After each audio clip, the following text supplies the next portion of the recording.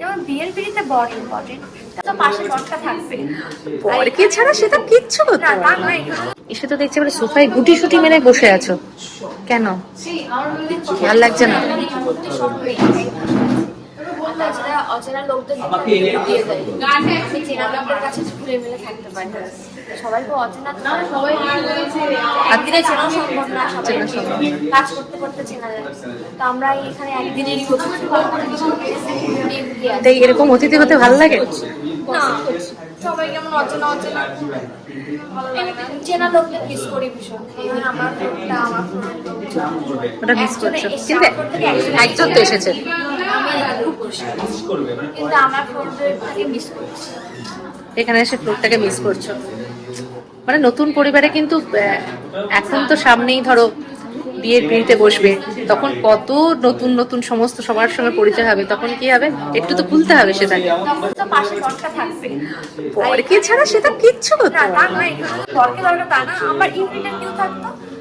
আমার অনেকে তো এসেছে, তো রণজয়দা তো এসেছে, রণনন্দন তো ঠিক আছে, মানে ছেলেদের রুমে চলে যাচ্ছে। ছেলেদের রুমে থাকে, তাছাড়া মানে ওই রকম না। আমি নর্মাল সাথে সবসময় কথা বলি না, সিন ছাড়া আড্ডা মারা হয় না। আর ফ্লোরে কি, ফ্লোরে ডিরেক্টের সাথে কাজ করতে যাচ্ছি, সারাদিন ডিরেক্টের সাথেই রয়েছি, ডিওপির সাথে রয়েছি।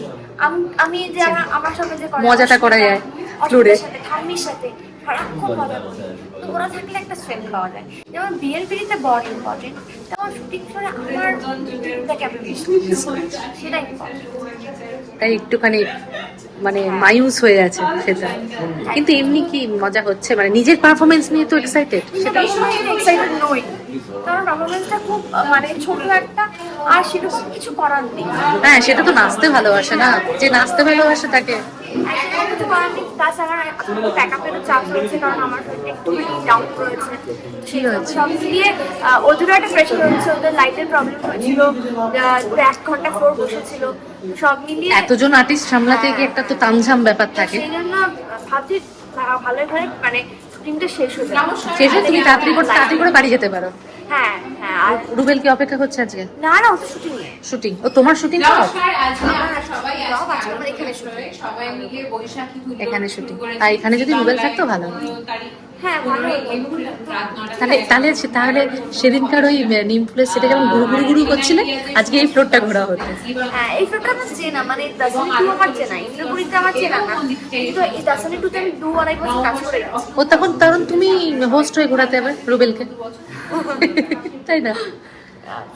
ফোনে তো কথা হচ্ছে আবার, হ্যাঁ সেটা না, ফ্লোরে থাকলে পাশাপাশি থাকতে হবে। কিন্তু ওই বললাম না, শুটিং ফ্লোরে এসে বিয়ের পিড়ি করলে যে বর থাকলে ওটা একটা স্ট্রেংথ। আর এখানেও যেমন চেনা নিজের লোক থাকলে, হ্যাঁ, তাম্মি থাকলে বা পিয়াজি থাকলে বা মিশমি থাকলে বা পোলো বা আমার ডিরেক্টর থাকলে বা আমার ডিপি থাকলে। এই সাথে যদি মাও আসতো ভালো হতো। হ্যাঁ, কিন্তু মাও বোন হতো।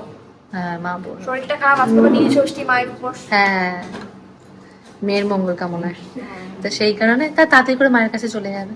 হ্যাঁ, সেটার জন্যই ভাবছি, শরীরটা তো ভালো নেই, উপোস করেছে। সে তার ঘর কোনো ব্যাপারটা আর গেল না, যেখানে যাবে ঘর গুলো। যাকে মজায় থাকো, আর মিষ্টি লাগছে বাবা। Thank you.